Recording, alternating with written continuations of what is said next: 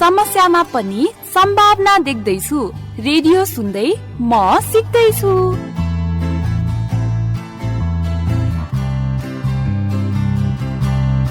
कार्यक्रम म सिक्दैछु ब्रिटिश काउन्सिल, कथा express, my emotions matter, radio audio र रेकर्ड हाउस स्टुडियोको सहकार्यमा टिच फर नेपालले उत्पादन गरेको हो। अब प्रस्तुत छ कार्यक्रम म सिक्दैछुको अङ्क 35। बसन्तको रानी वन कोइलीले गीत गाउँछ, शरदको आकाशमा जुन जब जगमगाउँछ, अन्नपूर्ण सगरमाता खुसी। हेलो साथीहरू, आज शुक्रबारको दिन कसरी बिताउनु भयो? अलिअलि काम पनि गर्नुभयो होला, अलिअलि रमाइलो पनि गर्नुभयो होला, अनि पढ्नु पनि त भयो होला। हिजो इङ्ग्लिसमा सिकाएको कुराहरू प्र्याक्टिस पनि गर्नुभयो होला। अनि अहिले म सिक्दैछु सुन्न तयार भएर बसिराख्नु भएको होला नि है? छैन भने पनि अब चाहिँ तयार हुनुहोस् है त। अनि आज हामीलाई के सिकाउनुहुन्छ नि रितु दिदी र रजत दाइले? आज आभारी, थ्याङ्क यू भन्छौँ नि हामी, हो त्यसैको बारेमा कुराकानी गर्ने भन्दै हुनुहुन्थ्यो। थ्याङ्क यू को नि के कुरा गर्ने हो र? त्यो त मलाई पनि थाहा छैन राम्ररी, तर रमाइलो हुन्छ होला।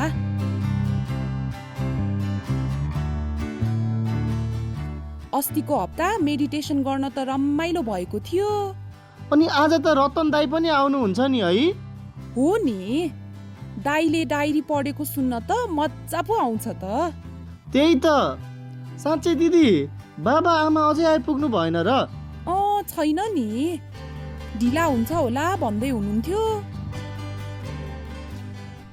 बरु रितु दिदी र रजत दाई चाहिँ आइपुग्नु भएछ। ए हो त रहेछ। ल दाई दिदी सुरु गर्नुहोस् भावनात्मक शिक्षा। साथीहरू र हामी सुन्न तयार छौँ। ए मेरो साथी, तिमी र हामी मिलिजुली सिकाउन, रमाउन, खेलाउन, पढाउन। नमस्ते प्यारा भाइ बहिनीहरू, एकदम न्यानो अभिवादन सबैजनालाई। म रितु दिदी। मेरो तर्फबाट पनि नमस्ते है भाइ बहिनीहरू। म सिक्दैछु कार्यक्रमको यो सामाजिक भावनात्मक शिक्षाको क्लासमा सबैलाई स्वागत छ। म चाहिँ रजत दाई। सामाजिक भावनात्मक शिक्षाको कार्यक्रम सञ्चालन गर्न माई इमोसन्स म्याटर नामको संस्थाले सहयोग गरेको छ। माई इमोसन्स म्याटर एक शैक्षिक संस्था हो जसले इमोसनल इन्टेलिजेन्स अर्थात् भावनात्मक बुद्धिमत्ताको माध्यमबाट घर, स्कुल र संस्थाहरूमा सकारात्मक वातावरण विकास गर्न मद्दत गर्दछ। सामाजिक भावनात्मक शिक्षालाई इङ्ग्लिसमा सोसियल इमोसनल लर्निङ भनिन्छ।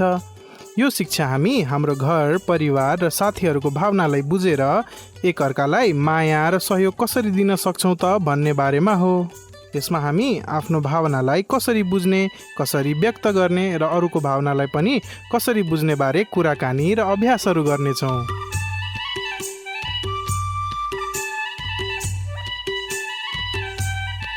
अनि के छ त रितु तिम्रो हाल खबर? मेरो हाल खबर सबै ठिक छ, तिम्रो नि? अहिले त मेरो पनि ठिक छ। हिजो चाहिँ अचेलको यो अवस्थाबारे धेरै नै सोचिरहेको थिएँ अनि एकदमै आतिरहेको पनि थिएँ। अनि त्यस्तो हुँदा मेडिटेसन गर्नु पर्थ्यो नि। त्यही मेडिटेसन गरेपछि त बल्ल मन शान्त भयो।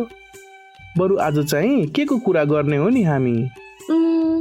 आज के सिक्ने त्यसको बारेमा कुरा गर्नुभन्दा पहिला तिमीलाई एउटा प्रश्न सोध्छु है। हामीले थ्याङ्क यू अथवा धन्यवाद भन्ने शब्द कहिले प्रयोग गर्छौँ? हामीलाई कसैले सहयोग गर्यो, कसैले केही उपहार दियो भने हामी थ्याङ्क यू भन्छौँ नि। ल अब अर्को प्रश्न है त। त्यसरी थ्याङ्क यू भनेपछि तिमी आफूलाई चाहिँ कस्तो लाग्छ?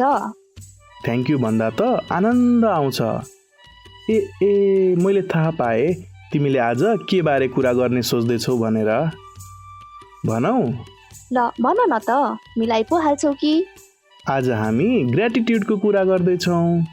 हो, आज हामी ग्र्याटिट्युड, जसलाई नेपालीमा कृतज्ञता भनिन्छ, त्यसको बारेमा कुरा गर्दैछौँ। हामी सामान्य रूपमा आभार प्रकट गर्नको लागि थ्याङ्क यू शब्दको प्रयोग गर्छौँ र अघि भने चाहिँ थ्याङ्क यू भन्दा त हामी आफूलाई नै खुसी लाग्छ। तर ग्र्याटिट्युड भन्नाले कसैले सहयोग गर्यो, कसैले केही उपहार दियो भने थ्याङ्क यू भन्नेलाई मात्र बुझ्दैनौ। यसको महत्त्व निकै गहिरो छ नि।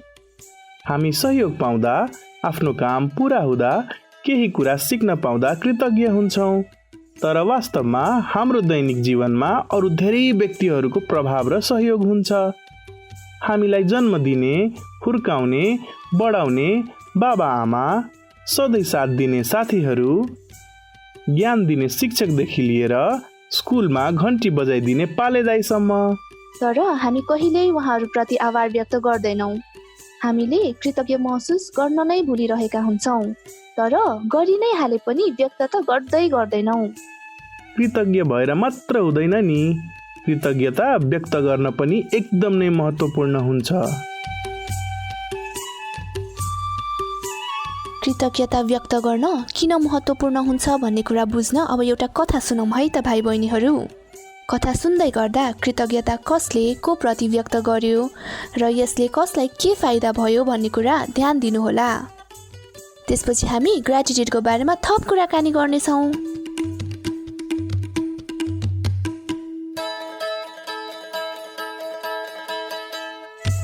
यो कथा विकास र रमेशको हो। सानैदेखि मामा घर बसेको विकास अबदेखि आफ्नै गाउँमा बस्ने गरी आयो। उसले गाउँको नजिकैको स्कुलमा भर्ना पनि लियो। वैशाखको पहिलो हप्ताबाट स्कुल सुरु भयो। स्कुलको पहिलो दिन कक्षा 10 को कक्षा शिक्षिका सरिता मिसले उसलाई आफूसँगै क्लासमा लिएर जानुभयो। कक्षामा मिसले ढोका छेउको दोस्रो बेन्चतिर देखाउँदै विकास जाऊ तिमी रमेशसँग बस भन्नुभयो। रमेश डेस्कमाथि टाउको राखेर सुतिरहेको थियो। विकास बेन्चमा गएर बस्यो र के छ रमेश भन्यो। तर रमेश उतिर फर्किँदा पनि फर्किएन। विकासलाई अचम्म लाग्यो। उसले सोच्यो बोलाउँदा पनि नबोल्ने कस्तो रहेछ। यत्तिकैमा मिसले पढाउन सुरु गर्नुभयो। विकासलाई पढ्न मन त थिएन, तर पनि उसले किताब चाहिँ निकाल्यो। पढाउन सुरु भएको 10 मिनेट जस्तो हुँदा पनि रमेश नउठेपछि विकासलाई कतै रमेश बिरामी त होइन भन्ने लागेर फेरि बोलायो। यो पटक रमेश उठ्न त उठ्यो, तर न त उसले विकासतिर हेर्यो न त केही भन्यो। विकासले पनि त्यसपछि उसलाई दिनभरि बोलाएन। दिन बित्यो। स्कुल सकिएपछि विकास घरतिर लाग्यो। भोलिपल्ट विकासले रमेशलाई स्कुल र गाउँको बारेमा धेरै पटक सोध्यो, तर उसले केही जवाफ पाएन। दोस्रो दिन पनि बित्यो र स्कुल छुट्टी भएपछि विकास आफ्नो घर गयो। अर्को दिन स्कुलको ढोकामा रमेशलाई उसकै कक्षाको 2-3 जना केटाहरू मिलेर जिस्काइराखेका थिए। उनीहरू रमेशलाई हेर्दै हाँस्दै थिए। एकजनाले रमेशलाई टाउकोमा हिर्कायो पनि। यति हुँदा पनि रमेश केही बोलेन र चुप्प लागेर गयो। पछाडिबाट विक्रमले ए लाटो भन्दै हाँस्यो। यो सबै दृश्य देखिरहेको विकास छिटो छिटो रमेशको पछाडि उसलाई बोलाउँदै गयो, तर रमेशले कुनै प्रतिक्रिया देखाएन। निराश भएर विकास टक्क उभियो। उसले अलि पर सरिता मिसलाई देख्यो। ऊ सरिता मिस भएको ठाउँमा गयो र सोध्यो, रमेशलाई के भएको? रमेश बोल्न नखोजेको हो कि बोल्न नसक्ने हो मिस? मिसले भन्नुभयो। रमेश सानैदेखि राम्रोसँग बोल्न त सक्दैन थियो, तर ऊ एकदम चलाक र पढाइमा राम्रो थियो। अरू साथीहरूले उसलाई पहिलादेखि नै जिस्काए पनि उसको एउटा साह्रै मिल्ने साथी थियो, नवीन। सँगै 2 जना पढ्थे, खेल्थे, कहिलेकाहीँ चकचक पनि गर्थे। तर पोहोर साल नवीन उसको आमासँग काठमाडौँ गयो। नवीन गएदेखि रमेश एक्लै बस्छ। कोही साथीहरू पनि छैनन्। स्कुलका सबैले उसलाई लाटो भनेर जिस्काउँछन्। उसको पढाइमा पनि ध्यान छैन अचेल। अब तिमीसँग अलि मिल्छ कि भन्ने आश छ। मिसको कुरा सुनेर विकास निकै बेर केही बोलेन। अन्तिममा उसले भन्यो, मिस म रमेशको साथी बन्छु। त्यस दिनदेखि विकासले रमेशसँग नजिकिन धेरै कोसिस गर्यो। उसँगै खाजा खान थाल्यो, घरमा सँगै फर्किन थाल्यो। अरूले रमेशलाई जिस्काउँदा नजिस्काऊ भन्थ्यो। यसरी उसले रमेशलाई साथ दिने कोसिस गर्यो। तर यति सबै गर्दा पनि रमेशले उसँग खुलेर व्यवहार नै गरेन। विकासले थाहा पाउन सकेन कि उसलाई रमेशले साथी मान्छ कि मान्दैन। यतिकैमा 3 महिना बित्यो र पहिलो परीक्षा भयो। परीक्षामा विकास फेल भयो। आफू फेल भएकोमा विकासलाई साह्रै दुःख लाग्यो। उसलाई लाग्यो न त मैले साथी बनाउन सकेँ, न त पढाइमा राम्रो गर्न नै। ऊ स्कुल जान छोड्यो। बुबाले उसलाई स्कुल जानको लागि सम्झाउनु भयो, तर पनि ऊ मानेन। उसले फेरि मामा घर नै जाने निधो गर्यो। उता रमेशलाई विकासकै कारण फेरि पढाइमा मन लाग्न थालेको थियो। विकासले गर्दा ऊ बिस्तारै खुसी हुन थालेको थियो। ऊ मनमनै विकास स्कुल आउने आश गर्दै थियो। 5 दिनदेखि विकास स्कुल नआएकोमा रमेशलाई चिन्ता लाग्यो। अनि 6औं दिन बेलुका ऊ विकासको घर गयो। विकास बाहिर आँगनमा हातखुट्टा धुँदै थियो। रमेशलाई देखेर विकास उठ्न त उठ्यो, तर उसले केही भनेन। छक्क परेर हेरिरह्यो। रमेशले विकासको हातमा एउटा कागज राखिदियो। विकास झनै छक्क पर्यो। पिँढीमा बसेर उसले कागज खोलेर पढ्न थाल्यो। विकास, तिमी मेरो साथी बनेकोमा धेरै धन्यवाद। तिमीलाई एउटा कुरा थाहा छैन होला, तर मैले यो वर्षदेखि पढाइ नै छोड्ने सोचेको थिएँ। तर तिमीले गर्दा नै मैले त्यो निर्णयलाई त्यागेको छु। त्यसको लागि पनि तिमीप्रति आभारी छु। तिमी स्कुल छोडेर जाने नसोच है। यो सबै पढेर विकास निकै खुसी भयो। ऊ खुसीले रोयो पनि। विकास खुसी भएको देखेर रमेश पनि हँसिलो अनुहार बनायो र रमाउँदै घर फर्कियो। त्यस दिनदेखि उनीहरू सँगै मिलेर बस्न थाले, पढ्न थाले। दुवैले एसईईमा राम्रो अङ्क ल्याए र अहिले दुवैजना एउटै कलेजमा पढ्दैछन्।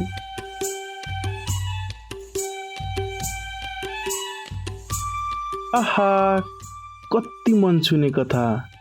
त्यही त। अब यस कथामा कृतज्ञता कसले को प्रति व्यक्त गर्यो र यसले कसलाई के फाइदा भयो भन्ने कुरा गरौँ है त। यस कथामा रमेशले विकासलाई आफ्नो साथी बनेकोमा कृतज्ञता व्यक्त गरेको छ। तर यदि रमेशले कृतज्ञता व्यक्त नगरेको भए के हुन्थ्यो होला त? त्यस्तो अवस्थामा त विकासले कहिले थाहा नै पाउँदैन थियो कि आफूले रमेशको जीवनमा कतिको प्रभाव पारेको रहेछु भनेर। अनि उसलाई सधैँभरि नराम्रो लाग्थ्यो होला रमेशको मन जितेर साथी बन्न नसकेकोमा। अनि रमेश पनि त पछुतो मान्थ्यो होला। हुन सक्छ उसले पढाइ नै पो छोडिदिन्थ्यो कि? विकासको कारणले मात्रै त उसले पढाइ नछोड्ने निधो गरेको रहेछ नि। यसरी रमेशले कृतज्ञता व्यक्त गर्नाले उसले एउटा राम्रो साथी गुमाएन र उसको जीवन पनि परिवर्तन भयो। विकासलाई पनि आफूप्रति आत्मविश्वास बढेर आयो। अन्त्यमा दुवैजना खुसी भए र पढाइमा पनि राम्रो गरे। एकदम ठिक भन्यौ। ल अब यो कथालाई एउटा नाम पनि दिउँ न त। यो कथाको नाम कृतज्ञता नै राखौँ। कृतज्ञताको महत्त्वबारे छर्लङ्ग पार्यो। ल हुन्छ, कृतज्ञता नै भयो यो कथाको नाम पनि।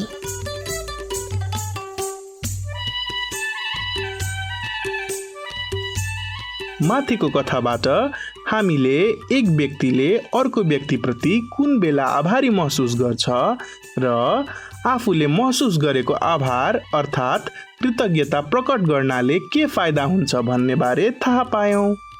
तर के हामी मान्छेप्रति मात्रै आभारी हुन्छौँ त? त्यो त होइन नि। कहिलेकाहीँ कुनै चलचित्रले हामीलाई जीवन उपयोगी कुरा सिकायो भने हामी चलचित्रप्रति आभारी हुन सक्छौँ। अब अहिलेको समयमा फोनप्रति पनि आभार प्रकट गर्न सक्ने भयौँ। फोनको कारण एक अर्कासँग कुराकानी गर्न कति सहज भएको छ नि।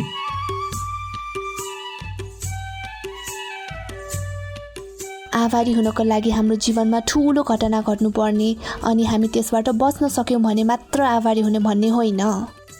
हाम्रो दैनिक जीवनमा हुने सानोभन्दा सानो चिज जसले हाम्रो जीवनलाई सहज बनाइरहेको हुन्छ त्यसप्रति कृतज्ञता व्यक्त गर्ने बानी गर्यौँ भने हामीलाई निकै नै फाइदा हुन्छ। त्यसैले हामीले आभार प्रकट गर्ने बानी बसाल्नुपर्छ। अब कुनै पनि कुराको बानी त यसै बस्दैन नि, बानी बसाल्न अभ्यास गर्नुपर्छ।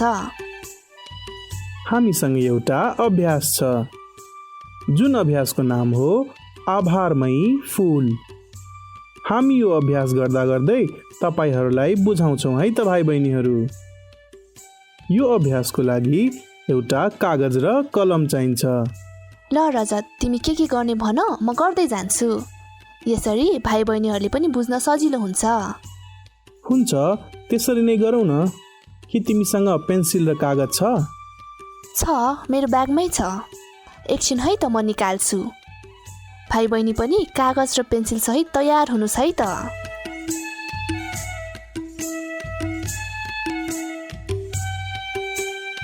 ल, म त तयार छु। भाइ बहिनी पनि तयार हुनुहुन्छ होला। अब रजतले भने अनुसार गर्दै जाउँ है त। ल, मैले सुरु गरेँ।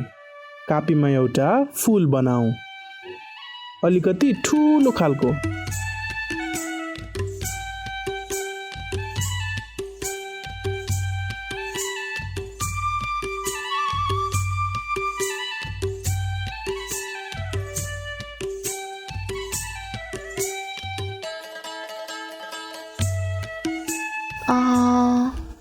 बनाइसकेँ। भाइ बहिनीहरूले पनि बनाइसक्नुभयो होला है। आफू चित्रकलामा त्यस्तो राम्रो नभएको कारणले राम्रो चाहिँ बनेन फुल। त्यही पनि आफूलाई जस्तो आयो त्यस्तै बनाइदिएँ। त्यसले केही फरक पार्दैन। फुलभित्रको लेख्ने कुराले हो फरक पार्ने भनेको। सुरुमा फुलको बिच भागमा मेरो 4 सहायताहरू भनेर लेखौँ। भाइ बहिनीहरूले पनि ध्यान दिएर सुन्नुहोला है रजत दाइले भनेका कुराहरू। अनि अलिक सानो सानो अक्षरमा लेख्नु होला है। अरू कुराहरू पनि अटाउनु पर्नेछ हामीले त्यो फुलभित्र। ल, अब तिमी आफ्नो जीवनमा कुन मान्छेप्रति आभारी छौ सोचेर त्यो मान्छेको नाम फुलभित्र लेख है। त्यो मान्छे जोसुकै हुन सक्छ। आफ्नो परिवारको सदस्य, आफ्नो साथी, आफ्नो विद्यालयको शिक्षक या अरू कोही पनि। एउटा यस्तो व्यक्तिको नाम लेख्ने जसप्रति आफू आभारी छौ। मेरो लागि चाहिँ म मेरो आमाप्रति आभारी छु। त्यसैले मैले आमा लेखेँ फुलभित्र। सबैजनाले लेखिसक्नु भयो नि है। अब दोस्रोमा यो हप्ताभरि के कुराले आफूलाई खुसी दियो त्यो कुरा लेखौँ है। मैले एउटा किताब पढेको थिएँ यो हप्ता, जसबाट मैले धेरै कुराहरू सिक्न पाएँ र त्यसले मलाई एकदमै खुसी पनि दियो। भाइ बहिनीहरूले पनि आफ्नै हिसाबले आफ्नो जीवनमा भएका कुरा अनुसार लेख्नु होला है। ल, सबैजनाले लेख्नुभयो होला। अब तेस्रोमा चाहिँ आफू आफैप्रति किन आभारी छु भनेर लेखौँ।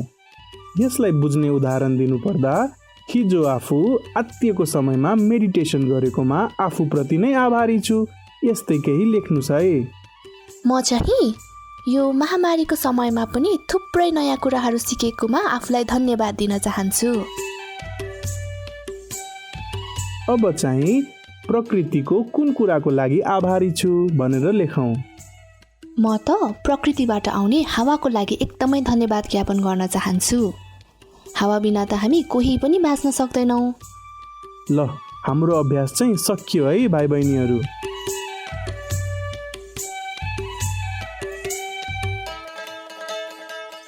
मलाई त एकदमै रमाइलो लाग्यो अभ्यास गरेर। यसरी आभार प्रकट गर्नुमा आफ्नै फाइदा छ। सानो सानो कुराहरूप्रति आभार प्रकट गरेर हामी आफूलाई सकारात्मकतातर्फ लान सक्छौँ। हामीले मान्छेहरूलाई आभार प्रकट गर्दा उहाँहरूसँग सम्बन्ध राम्रो बन्दै जान्छ। आफैलाई पनि आभार प्रकट गर्ने हौसला बढ्छ। आफ्नो वस्तु र जीवनमा घट्ने घटनाहरूतर्फ आभार प्रकट गर्दा हरेक कुराको महत्त्व थाहा हुन थाल्छ। विज्ञानको अनुसार पनि त हामीले आभार प्रकट गर्दा हाम्रो खुसियाली पनि बढ्दै जान्छ भनेको छ नि। आहा, समय सकिने बेला कस्तो राम्रो जानकारी दियौ। ओहो, जानुभन्दा अगाडि आज के कुरा पढ्यौँ भनेर एकचोटि दोहोऱ्याउँ न त। आज हामीले आभार प्रकट किन गर्ने, अरूलाई धन्यवाद भन्दा के हुन्छ र सानो कुराहरूप्रति आभार कसरी व्यक्त गर्ने भन्ने अभ्यास सिक्यौँ। ल त प्यारा भाइ बहिनी, ग्रेटिट्युडको अभ्यास गर्दै गर्नुहोला।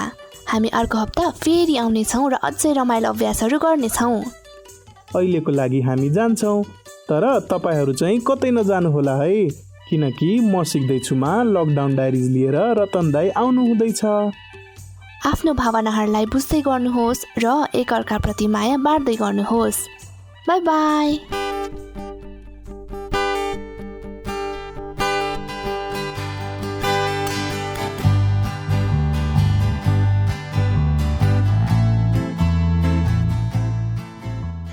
नमस्ते विद्यार्थी भाइ बहिनीहरू, म सिक्दैछु कार्यक्रमको लकडाउन डायरी श्रृङ्खलामा तपाईँलाई हार्दिक स्वागत छ। म रतन देवकोटा। यो कार्यक्रमलाई कथा एक्सप्रेसले उत्पादन गरेको हो। आज शुक्रबारको दिन तपाईँले लेखेर पठाउनुभएका डायरीहरू, लेखहरू, अनुभवहरूका साथमा हामी कार्यक्रममा उपस्थित हुन्छौँ। आज मैले कालाखोला माध्यमिक विद्यालय तुलसीपुर दाङबाट विशाल ओलीले पठाउनु भएको लकडाउन डायरी लिएर आएको छु। विशाल कक्षा 9मा पढ्नुहुन्छ। विशालले के लेख्नु भएको होला त? यो लकडाउनको बेला उहाँले कस्तो अनुभव गरिरहनु भएको छ होला, के सिकिरहनु भएको होला? आउनुहोस् विशालले लेख्नु भएको लकडाउन डायरी सुनौँ।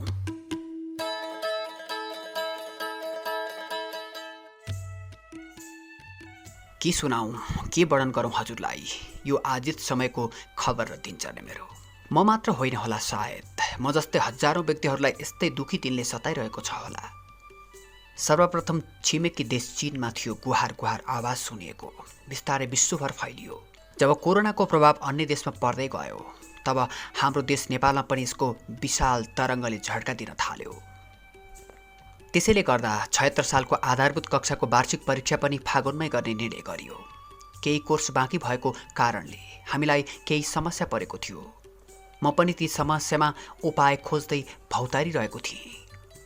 त्यही उपायको खोजी गर्दा गर्दै मैले सफलताको ढोका नामक एउटा कक्षा सञ्चालन गर्ने निर्णय गरेँ, जसमा हामी आफ्नो कोर्सका कुरा सँगसँगै गजल लेख्ने र सामान्य ज्ञानहरू पढ्ने गर्न थाल्यौँ र यो कक्षा बिहान 4 बजेदेखि 6 बजेसम्म सञ्चालन हुने भयो। भन्दा भन्दै परीक्षा पनि सकियो। वार्षिक परीक्षा सँगसँगै एसी पनि नजिकै आउँदै थियो, तर कोरोनाको कारणले एसी स्थगित गरियो। मेरो दिदी जस्तै अरू पनि एसी दिन एकदम उत्सुक हुनुहुन्थ्यो होला, तर सरकारको निर्णय एकातिर राम्रो पनि थियो, किनकि एसी दिने क्रममा सङ्क्रमण पनि बढ्न सक्थ्यो होला। चैत्र 11 गतेदेखि सरकारले 1 हप्ताका लागि लकडाउन घोषणा गर्यो। लकडाउन खुल्छ भनेर आशा र प्रतीक्षामा बसेका नागरिकलाई लकडाउन लम्बिने कुराले ज्यादै दुखी तुल्यायो। काम गरेर खाने मानिसलाई निकै कठिन भएको छ। रोगले होइन भोकले मरिन्छ कि डर छ मनमनमा। हाम्रै बीचमा पनि एकजना अङ्कल यस्तै परिस्थितिमा हुनुहुन्थ्यो। राहत त आउँथ्यो, तर उहाँको परिवारलाई धेरै पुग्दैन थियो अनि मलाई उहाँको दुखेसो सुनाउनुहुन्थ्यो। सम्झाउने प्रयास गर्थेँ। जसरी शिक्षक र विद्यार्थी बिना विद्यालय खाली हुन्छ नि, त्यसरी नै शिक्षक र शिक्षा बिना विद्यार्थीको जीवन पनि उदास हुँदो रहेछ। आज मलाई त्यही महसुस भइरहेको छ। यसै क्रममा रेडियो र अनलाइन कक्षा सञ्चालन हुन थाल्यो, तर सँगसँगै टिच फर नेपालबाट म सिक्दैछु रेडियो कार्यक्रम पनि सुरु भयो, जसले गर्दा ममा छुट्टै प्रोत्साहन प्रदान भयो। रेडियो सुन्दै सिक्न थालेँ, तर मनमा एउटा कुरा आइरहन्थ्यो, इन्टरनेटबाट हुने अनलाइन कक्षाले गर्दा पढाइ मात्र नभई विद्यार्थीको ध्यान अन्ततिर पनि लाग्न सक्ने भएकाले उनीहरूको मानसिक स्वास्थ्यमा नराम्रो असर पर्छ कि भन्ने लाग्छ। बरु कुनै चौतारोमा सानो सानो समूह बनाएर प्रत्यक्ष कक्षा भए त्यो प्रभावकारी हुन्थ्यो कि लागिरहेको छ। यो सँगै समाचारबाट कोरोनाको असर बढ्ने क्रम पनि सुनिन्थ्यो, जसले गर्दा मन भारी र अमिलो हुन्थ्यो। सिङ्गो देशको हेरचाह गर्ने स्वास्थ्यकर्मी तथा सुरक्षाकर्मीहरूले आफ्नो काम धेरै मेहनतसँग गर्नुभएको देख्दा मन चङ्गा झैँ खुसी हुन्छ। तर स्वास्थ्यकर्मी तथा सुरक्षाकर्मीहरूमा पनि कोरोना सङ्क्रमण भएको खबर सुन्दा नरमाइलो महसुस भइरहेको छ। उहाँहरूलाई उच्च प्राथमिकतामा राख्न जरुरी छ।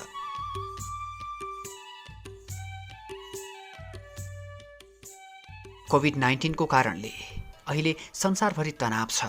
मेरो गाउँमा पनि धेरै समस्या आइपरेका छन्। यहाँका बुढा वृद्ध आमा बुवाहरू अस्पताल जान चाहनुहुन्छ, तर गाडी नभएर उहाँहरू अस्पताल जानसम्म पनि पाउनु भएको छैन। कोभिड-19 का लागि को बुढा, को युवा, को धनी, को गरिब, यसले कसैलाई छाड्दैन। हाम्रो समाजमा सबै छटपटिरहेका छन्, तर रोगले मात्र होइन, भोग र डरले त्यत्तिकै छटपटाइरहेका छन् यहाँका मानिसहरू। यहाँका मानिसहरूले राम्रो खाना पनि पाएका छैनन्। किनेर खाउँ भने पनि सबै बजार बन्द छन्। यसै गरी बजारमा भाउ पनि आकाशिँदै छ। 1 नम्बर आलुलाई पनि अहिले 400 भन्न थालिसकेका छन्। त्यस्तै ताल हो भने गरिबहरूलाई बाँच्न निकै गाह्रो र कठिन हुने भइसकेको छ। यो सबै देख्दा किसानहरूले किनेर भन्दा बरु खेती किसानी नै गरेर खान्छु भन्न थालिसकेको पनि मैले देखिरहेको छु। तर यो महामारी चलिरहेको बेलामा किसानहरूले पनि धेरै गाह्रो अप्ठ्यारो महसुस गरिरहेका छन्। कोभिड-19ले हामीलाई मात्र नभएर सारा संसारलाई नै दुःख दिइरहेको छ। लाखौँ परिवारहरू यसका शिकार हुन पुगेका छन्। महामारीले निम्ति आएको आर्थिक सङ्कटले 2020 को अन्त्यमा थप 8 करोड 70 लाख बालबालिकाको पारिवारिक अवस्था गम्भीर गरिबीतिर धकेलिने तथ्याङ्क पनि सुन्छु, मन झसङ्ग हुन्छ। यो लकडाउनलाई जीवन उपयोगी बनाउने प्रयास गरिरहेको छु। भोको पेट पालनका लागि काममा दिनरात खटेको छु। शिक्षा आर्जनका लागि रेडियो सुन्दै पढ्दैछु।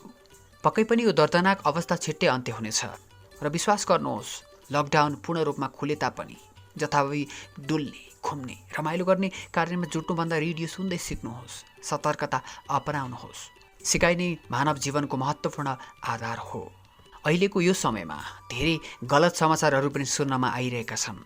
सबै समाचारको विश्वास नगरौँ, प्रमाणित र सही समाचारको मात्रै विश्वास गरौँ।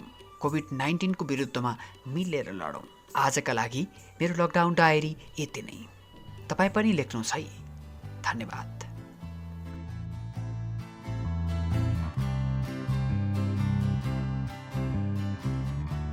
विद्यार्थी भाइ बहिनीहरू, भर्खरै हामीले सुनेको डायरी विशाल ओलीले लेख्नु भएको हो। यति मिठो सुन्दर डायरीका लागि विशाललाई धेरै धेरै धन्यवाद छ। यसै गरी निरन्तर आफ्ना अनुभवहरू लेख्दै जानुहोला। हाम्रो तर्फबाट धेरै धेरै शुभकामना छ। लकडाउनको बेला आफ्नो गाउँघर छरछिमेकमा तपाईँका आफ्ना विशेष सिकाइ तथा भोगाइ हुन सक्छन्, तर जसले लेख्ने प्रयास गर्नुहुन्छ नि, उहाँको डायरी सबैले सुन्न पाउँछन्। अनुभव लेख्नेको अनुभव बाँच्छ, लेखेनौँ भने बिर्सिएर जान्छ, हराएर जान्छ। त्यसैले जति सकिन्छ लेख्ने प्रयास गरौँ। लकडाउनको बेला तपाईँले के गरिरहनु भएको छ, सजिलो अप्ठ्यारो के भइरहेको छ, के सिकिरहनु भएको छ, तपाईँको गाउँटोलको खबर कस्तो छ, दिनभरि के गर्नुहुन्छ लगायतका आफ्ना अनुभवहरू 450 देखि 650 शब्दमा लेखेर हामीलाई पठाउनु भयो भने तपाईँले लेखेको डायरीलाई हामी अडियो बनाउनेछौँ। तपाईँले लेखेको कुरा हजारौँ व्यक्तिहरूले सुन्न सक्नुहुनेछ। तपाईँको डायरी सुनेर अरू साथीहरूलाई पनि लेख्न मनोबल दिनेछ। तपाईँलाई पनि थप लेख्ने हौसला प्रदान गर्नेछ, आत्मविश्वास बढाउनेछ। त्यसो भए किन नलेख्ने त? लेखौँ लेखौँ र लेखौँ। लेखेर आफ्नो परिचय दिउँ। लेखेर मात्रै भएन, तपाईँले लेखेको डायरी हामीसम्म पनि पुग्नुपर्छ। तर कसरी? चिन्ता मार्नु पर्दैन। हाम्रो कार्यक्रमको ठेगानामा तपाईँले आफ्नो डायरी पठाउनु भयो भने हामी प्राप्त गर्नेछौँ। expresskatha@gmail.com मा तपाईँले हामीलाई मेल गर्न सक्नुहुन्छ। यदि मेल गर्न तपाईँलाई असहज लागेमा तपाईँ हाम्रो फेसबुक पेज कथा एक्सप्रेसमा गएर म्यासेज पनि पठाउन सक्नुहुन्छ।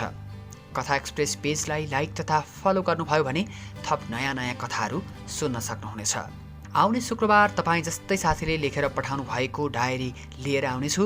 त्यतिन्जेलसम्मका लागि म रतन देवकोटा आजका लागि आज्ञा माग्छु। नमस्कार। ए मेरो साथी, तिमी र हामी मिलिजुली पढौँ न। आजको डायरीले त हाम्रो गाउँदेखि देशकै समस्यालाई नै व्यक्त गरेको छ। यसले हामी सबैलाई सोच्ने बनाउने रहेछ।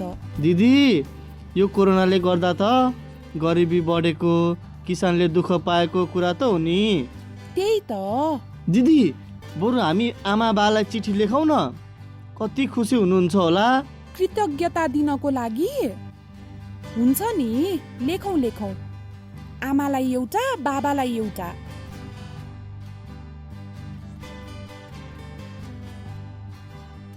ल त साथीहरू, आजको लागि यति नै है। शनिबार र आइतबार राम्रोसँग बिताउनुहोस् है त।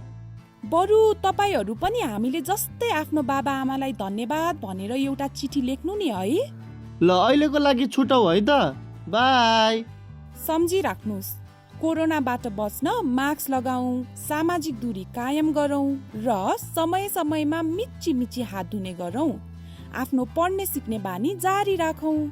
जीवनका प्रत्येक क्षणप्रति कृतज्ञ बनौँ। मेलोडी बिटीले भने चाहिँ कृतज्ञताले बितेको समयलाई बुझाउँछ, आजको समयमा शान्ति ल्याउँछ र भोलिको लागि दृष्टिकोण दिन्छ। Gratitude makes sense of our past, brings peace for today, and creates a vision for tomorrow.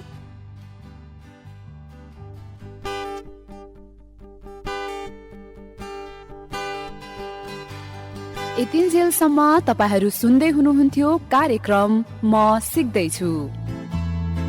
कार्यक्रम म सिक्दैछु प्रत्येक हप्ताको सोमबारदेखि शुक्रबारसम्म ललितपुर, सिन्धुपाल्चोक, धनुषा, पर्सा, लमजुङ, तनहुँ र दाङको FM स्टेशनहरूमा प्रसारण हुने गर्दछ।